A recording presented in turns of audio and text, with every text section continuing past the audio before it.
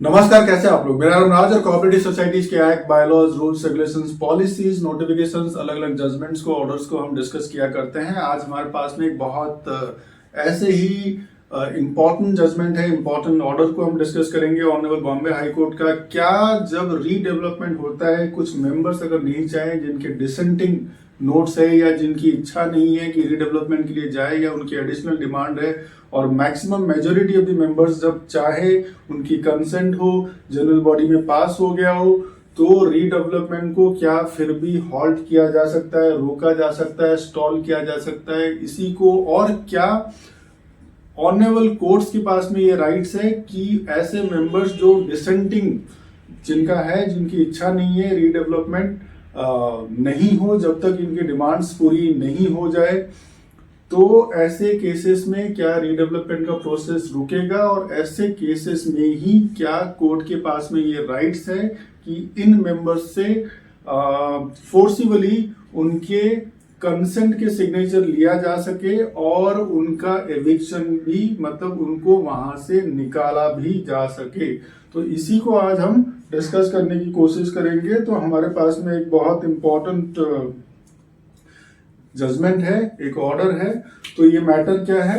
ये है Pranav construction limited, जो एक डेवलपर है, versus Priyadarshini cooperative housing society, जो रीडेवलपमेंट के लिए जा रहा है। तो इन दोनों के बीच में रीडेवलपमेंट का एग्रीमेंट, जो डीए जिसको हम बोलते हैं, डेवलपमेंट एग्रीमेंट, जो साइन हो चुका है, और फिर उसके बाद भी एविक्शन नहीं हो पा रहा है। मतलब 2, 3, 4 मेंबर्स जो छोड़ के नहीं जा रहे, उनकी एडिशनल डिमांड्स है, जो जब तक नहीं होगा तब तक सोसाइटी खाली नहीं हो पा रही है और रीडेवलपमेंट की प्रोसेस शुरू नहीं हो पा रही है। ठीक है। तो यहाँ पे जो जजमेंट दे रहे थे, ये थे justice Alok Aradhe and justice Sandeep V Marne. ठीक है। और इससे पहले जब ये हो रहा था, तो बेसिकली इस केस में क्या है कि एक गराज के भी ओनर है, वो भी सोसाइटी के मेंबर है, और बैंक के भी ओनर्स है, वो जो प्रीमाइसेस है वहां के भी ओनर्स है। तो 3 पार्टी इसमें है।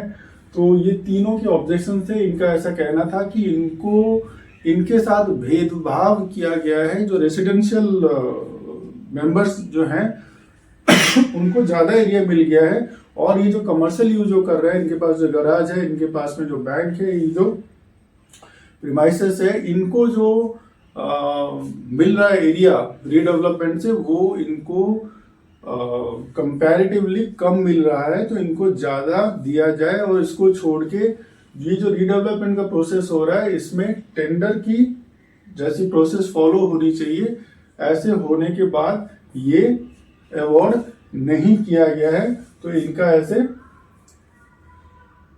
एलिगेशंस था। ठीक है। तो ये जो मैटर है, फिर ये डेवलपर लेके गया किसके पास? Under section 9 of the arbitration and conciliation act 1996 के हिसाब से, वहां पे एक सेक्शन 9 में प्रोविजन है कि ऐसे जहां पे आप इंटरिम ऑर्डर आपको चाहिए, इमरजेंसी है, तो आप रिलीफ के लिए कोर्ट को अप्रोच कर सकते हो। तो डेवलपर जो है, ये इन्होंने कोर्ट को अप्रोच किया। वहां पे जो सिंगल जज थे, इनका जो जजमेंट था, इन्होंने प्रियदर्शनी कोऑपरेटिव हाउसिंग सोसाइटी के जो रीडेवलपमेंट होना था उसको उन्होंने स्टॉल कर दिया। इन्होंने जजमेंट दिया कि नहीं, ये जो 2-3 जो मेंबर्स है, इनका भी ध्यान में रखा जाए, और जैसे ये बोल रहे हैं, इनको डिस्क्रिमिनेशन किया गया है, इनके साथ भेदभाव किया गया है, इनको कम एरिया मिल रहा है, तो इसको ध्यान में रखा जाए, इसको रिजॉल्व किया जाए, और फिर रीडेवलपमेंट की प्रोसेस हो। तो ये सिंगल जज का जजमेंट जो था, इसके वजह से वहां का रीडेवलपमेंट रुक गया। ठीक है। अब जब ये हो गया, individual decent from the minority of the society members can not impede collectively the redevelopment project by the approved general body meeting. ये लास्ट में हमें ये डिसीजन मिलेगा जब जो डेवलपर है, जो सोसाइटी है जिसका रीडेवलपमेंट रुक गया है, ये बॉम्बे हाई कोर्ट में अप्रोच करते हैं, और अभी as of now redevelopment process रुका हुआ है। फैक्ट्स हमने आपको बता दिया, कि जो अपॉइंटेड डेवलपर है ये प्रोडक्ट कंस्ट्रक्शन लिमिटेड जो पिटिशनर है, ठीक है, और इनका जो रीडेवलपमेंट का जो प्रोसेस है वो रुक गया under section 9 of the arbitration and conciliation act 1996। इन्होंने कोर्ट को अप्रोच किया था, कोर्ट ने मना कर दिया।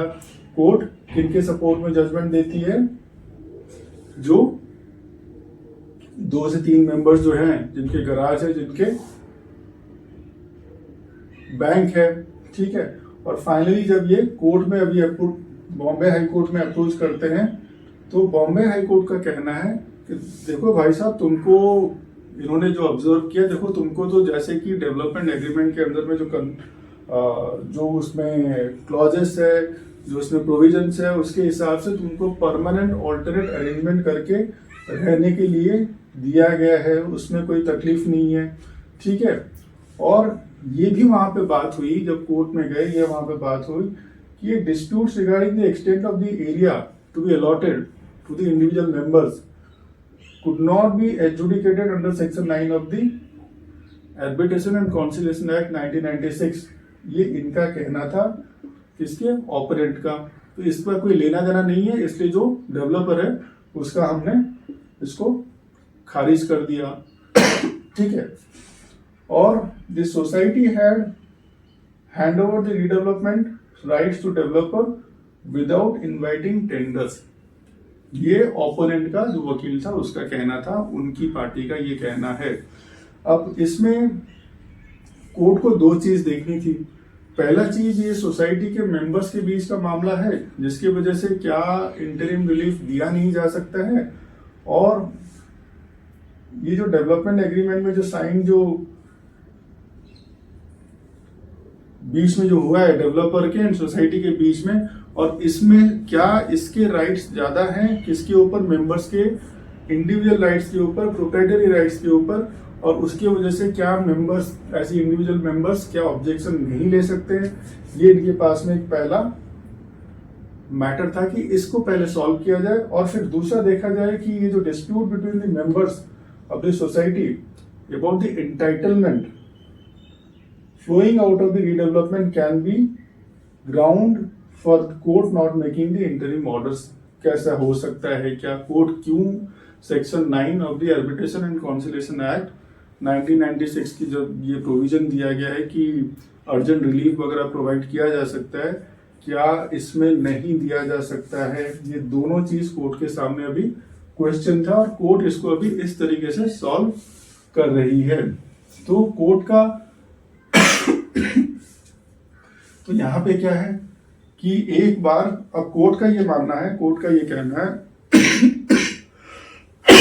कि एक बार रीडेवलपमेंट का जो डेवलपमेंट एग्रीमेंट साइन हो जाए, जनरल बॉडी का अप्रूवल हो जाए, और वैलिड एग्रीमेंट ऐसे साइन हो जाए जनरल बॉडी के प्रोसेस फॉलो करते हुए, individual members including those who have not signed for the consent, ठीक है, आर बाउंड बाय इट, ठीक है। सोसाइटी ने एक बार रीडेवलपमेंट का प्रोसेस के लिए डेवलपमेंट एग्रीमेंट साइन कर दिया, सोसाइटी और डेवलपर के बीच में साइन हो गया, जनरल बॉडी में प्रॉपर रेजोल्यूशन से वो पास हो गया। तो ये ड्यू प्रोसेस फॉलो होने के बाद ऐसे मेंबर्स जिन्होंने साइन भी नहीं किया है, इनके ऊपर भी बाइंडिंग है, इनके ऊपर भी लागू होता है, इनके ऊपर भी इक्वली एप्लीकेबल है डेवलपमेंट एग्रीमेंट, ठीक है। और इसके लिए ऑनरेबल बॉम्बे हाई कोर्ट ने 2 प्रेसिडेंट्स लिया, 2 पहले के कोर्ट जो केसेस है उसके रेफरेंस लिया, जिसमें एक है ambit urban space versus Poddar apartment cooperative housing society, और दूसरा है गिरीश मूलचंद मेहता वर्सेस महेश एस मेहता। इन दोनों केसेस के कोर्ट ने रेफरेंस लिया और बहुत क्लियरली बोला कि dissenting minority can not override the collective will of the society. जब पूरी सोसाइटी की एक इच्छा है, पूरी जनरल बॉडी की इच्छा है, जनरल बॉडी मतलब which is representing the complete society, ठीक है, जब उन्होंने एक चीज डिसाइड कर दिया, उनकी एक इच्छा है, तो 2, 4, 5, 7 जो माइनॉरिटी मेंबर्स है या 20 मेंबर्स है वो ओवरराइड नहीं कर सकते हैं, वो उसके ऊपर नहीं जा सकते हैं। ये माइनॉरिटी मेजॉरिटी को ओवरराइड नहीं कर सकती है, और डेवलपमेंट एग्रीमेंट जो सोसाइटी जो कर लेती है वही स्टैंड करेगी, वही बाइंडिंग होगी माइनॉरिटी मेंबर्स के ऊपर भी। ठीक है, proprietary rights of the individual members are subservient to the society's obligations under such agreement. मतलब एग्रीमेंट क्या है, इसमें डेवलपमेंट एग्रीमेंट जब बना दिया जाता है, सबसर्विएंट का मतलब है ये लेसर इंपॉर्टेंट है, ये कम इंपॉर्टेंट है, और society as a all total, as collectively, as public interest, उसकी वैल्यू, उसकी इंपॉर्टेंस एंड उसकी ग्रेविटी ज्यादा है माइनॉरिटी मेंबर्स के तुलना में, जब ऐसा एग्रीमेंट सोसाइटी के भलाई के लिए, रीडेवलपमेंट के लिए सिग्नेचर हो जाता है।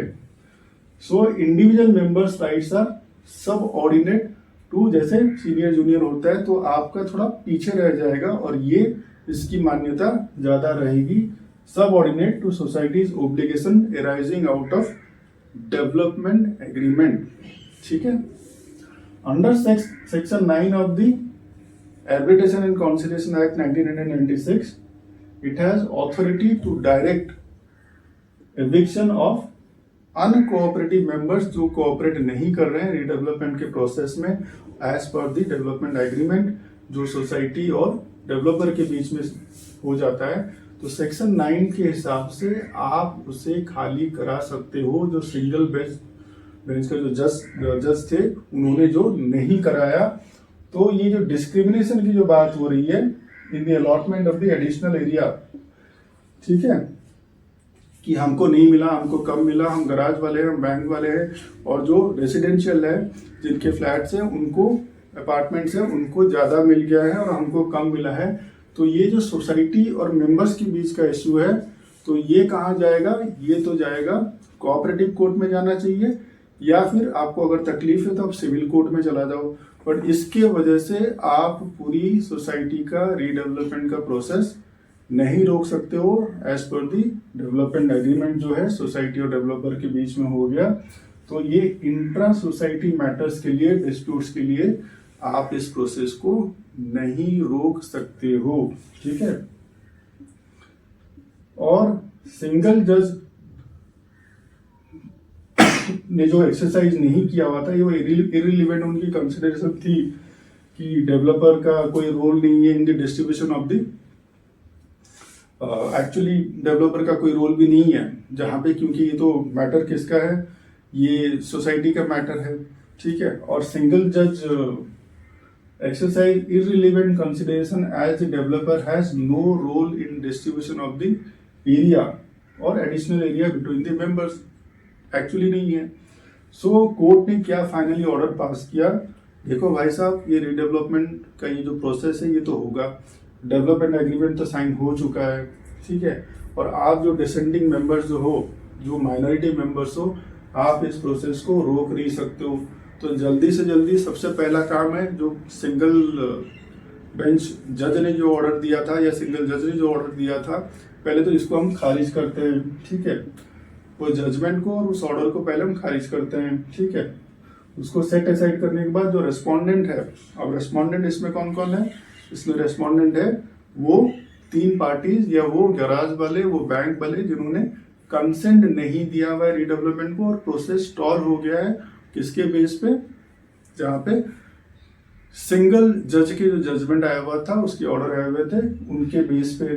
ठीक है, तो हम आपको ऑर्डर करते हैं कि पहले तो आप कंसेंट दो, और कंसेंट देने के बाद आप वो जो प्रीमाइसेस है उसको आप खाली भी करो। ठीक है, ताकि वो उसको डेमोलिशन किया जा सके, उसे तोड़ा जा सके, और वहां पे रीडेवलपमेंट का प्रोसेस जो है शुरू किया जा सके। फिर उसके बाद कोर्ट का लास्ट ऑर्डर ये रहता है कि अगर आप ऐसा नहीं करते हो 4 वीक्स के अंदर, 4 हफ्ते के अंदर, तो जो पिटिशनर है वो अप्रोच कर सकते हैं, जिनको रिलीफ दिया गया है वो अप्रोच कर सकते हैं कोर्ट रिसीवर को कि भाई साहब ये अभी भी खाली नहीं कर रहे हैं, और सर इनको अभी थोड़ा सा एविक्शन कराओ, जो एक्शन लेना है इनके ऊपर ले लो। तो ऐसे केसेस में आप आ जाओ हमारे पास में, कोर्ट रिसीवर के पास में आ जाओ, वहां आप अप्रोच कर लो। और कोर्ट रिसीवर फिर क्या करेगी, पोजीशन लेगी, जबरदस्ती उस एरिया की पोजीशन लेगी, उस प्रीमाइसेस का लेगा, वो जहां पे आप वैकेट नहीं कर रहे हो, with the help of the police if necessary, और डेवलपर को हैंड ओवर कर देगी सो दैट वहां पे डिमोलिशन का प्रोसेस शुरू हो और वहां पे रीडेवलपमेंट चालू हो जाए। तो इसका मतलब आज हमने ये जानने की कोशिश की कि माइनॉरिटी ऑफ द मेंबर्स जो है वो रीडेवलपमेंट के प्रोसेस को रोक नहीं सकते, इरेस्पेक्टिव ऑफ कि आपकी जो पर्सनल डिस्प्यूट्स है सोसाइटी के साथ में, सोसाइटी मेंबर्स के साथ में, सोसाइटी कमिटी के साथ में, कि एरिया कम ज्यादा मिल गया, तो ऐसे प्रोसेस में भी आप रीडेवलपमेंट के प्रोसेस को नहीं रोक सकते हो। जहां पे ड्यू कोर्स ऑफ एक्शन को फॉलो किया गया है, प्रॉपर जनरल बॉडी का रेजोल्यूशन हुआ है, डेवलपमेंट एग्रीमेंट पास हुआ है, तो आप नहीं रोक सकते हो। ऐसे केसेस में कोर्ट खाली करा सकती है, आपसे जबरदस्ती सिग्नेचर भी ले सकती है कंसेंट का, और in the interest of the society, in the public interest of the members of the society, वहां पे रीडेवलपमेंट के प्रोसेस को इंश्योर करा सकती है। इसके लिए हमने दो पहले प्रेसिडेंसेस देखे जो यहाँ पे हमने डिस्कस किया, कि गिरीश मूलचंद मेहता वर्सेस महेश एस मेहता, और Amrit urban space versus Podar apartment cooperative housing society, और ये वाला जो case Pranab construction limited versus Priyadarshini cooperative housing society. तो ये बहुत क्लियर हो जाना चाहिए। तो ऐसे ही कोऑपरेटिव हाउसिंग सोसाइटी के अलग अलग जजमेंट्स को, ऑर्डर्स को, प्रावधानों को एक्ट बायलॉज के अंदर जानने के लिए आप साथ में जुड़े रहिए। आप सबका बहुत सारा धन्यवाद।